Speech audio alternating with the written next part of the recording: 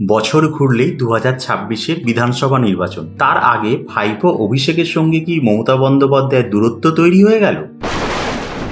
তৃণমূলের সবথেকে বড় কর্মসূচি থেকে কি অভিষেককে দূরেই সরিয়ে দেওয়া হলো? শনিবার থেকে সেই প্রশ্নটা উঠতে শুরু করেছে। কারণ 21শে জুলাইয়ের সমাবেশের প্রচারের মুখ হিসেবে শুধুমাত্র মমতাকে রাখার সিদ্ধান্ত নিয়েছে তৃণমূল। মেগা সমাবেশের জন্য প্রচারের জন্য যত পোস্টার বা ব্যানার থাকবে তাতে একমাত্র মমতারই মুখ থাকবে।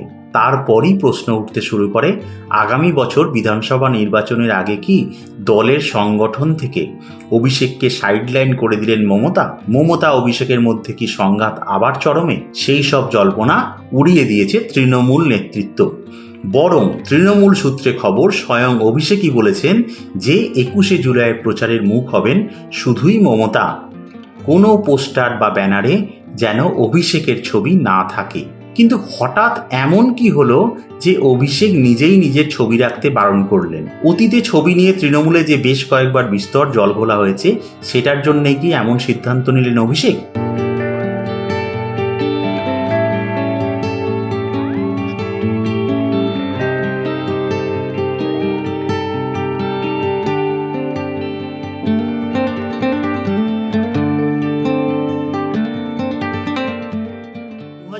সালের নভেম্বরে নেতাজি ইন্ডোরের সমাবেশে কেন শুধুমাত্র মমতার ছবি রাখা হয়েছে, অভিষেকের ছবি কেন ঠাঁই পায়নি, তা নিয়ে তৃণমূলের একাধিক নেতা প্রশ্ন তুলেছিলেন।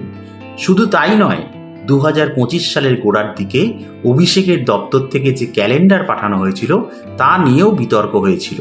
সেই সময় অভিযোগ উঠেছিল, অভিষেকের দপ্তর থেকে জেলায় জেলায় বিভিন্ন নেতাদের কাছে যে ক্যালেন্ডার পাঠানো হয়েছিল তাতে মমতার ছবির তুলনায় অভিষেকের ছবি কিছুটা বড় ছিল। পরিস্থিতি এমন জায়গায় গিয়েছিল যে তৃণমূল নেতৃত্বের তরফে বার্তা দেওয়া হয়েছিল যে সেই ক্যালেন্ডার ব্যবহার করা যাবে না। তার জেরেই কি এবার 21শে জুলাইয়ের সমাবেশের প্রচারের মুখ হিসেবে নিজেকে দূরে সরিয়ে রাখলেন অভিষেক? সেই প্রশ্নটা উঠতে শুরু করেছে। যদিও তৃণমূল নেতা তথা উত্তর কলকাতার সাংসদ সুদীপ বন্দ্যোপাধ্যায় জানিয়েছেন, অভিষেক নিজেই বলেছেন 21শে জুলাইয়ের যে আন্দোলনের কারণে এই সমাবেশ হচ্ছে, সেই সময় তিনি রাজনীতিতে ছিলেন না। পুরো আন্দোলনের মুখ ছিলেন মমতা, তাই পোস্টার ও ব্যানারে মমতারই ছবি থাকা উচিত বলে জানিয়েছেন। এমনকি 21শে জুলাইয়ের জন্য অভিষেক নিজেই পোস্টার এবং ব্যানার বেছে দিয়েছেন বলেও খবর। তৃণমূল শীর্ষ মহলের দাবি, মমতা ও অভিষেকের মধ্যে কোথাও কোনো রকম বিরোধ নেই। মমতাকেই নিজের নেত্রী মানেন অভিষেক, আর অভিষেক হলেন দলের সেনাপতি। তাঁরা দুজনে মিলে আগামী বছর বিধানসভা ভোটে তৃণমূলকে নেতৃত্ব দেবেন।